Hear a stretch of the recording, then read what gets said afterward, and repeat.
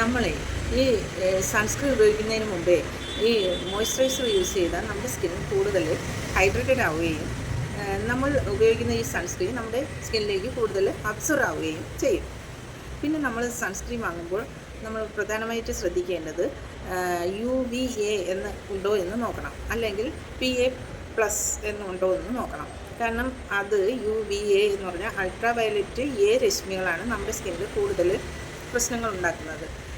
UVB എന്തായാലും സൺസ്ക്രീമിൽ കാണും. ഇതും കൂടെ ഒന്ന് നമ്മൾ ചെക്ക് ചെയ്യണം. അതിനുശേഷം സൺസ്ക്രീൻ വാങ്ങിയാൽ നമുക്ക് ഈ UVAയും UVBയും ഉണ്ടെങ്കിൽ നമുക്ക് ധൈര്യമായി തന്നെ നമുക്ക് വെയിലത്തേക്ക് ഇറങ്ങാം.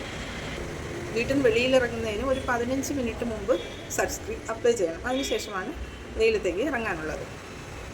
പിന്നെ എത്ര സമയം സൺസ്ക്രീൻ പ്രൊട്ടക്റ്റ് നൽകുമെന്ന് വെച്ചാൽ, നമ്മൾ നല്ല വെയിലത്തും വിയർപ്പിലുമാണ് നിൽക്കുന്നതെങ്കിൽ, വിയർക്കുകയും ചെയ്യുന്നതെങ്കിൽ, നമ്മൾ നല്ല വെയിലത്ത് വിയർക്കുകയാണ് ചെയ്യുന്നത് എങ്കിൽ ഒരു 2 മണിക്കൂർ ഇടവിട്ട് നമ്മൾ സൺസ്ക്രീൻ യൂസ് ചെയ്യണം. നമ്മൾ ഒരു പ്രാവശ്യം സൺസ്ക്രീൻ ഇട്ട് കഴിഞ്ഞ് വിയർത്ത് പിന്നെ സൺസ്ക്രീൻ യൂസ് ചെയ്യുന്നതിന് മുമ്പ് നമ്മളൊരു ടിഷ്യൂ വെച്ച് നമ്മുടെ ഈ വിയർപ്പെല്ലാം തുടച്ച് മാറ്റിയതിന് ശേഷം വേണം സൺസ്ക്രീൻ അടുത്തത് ഇടാൻ.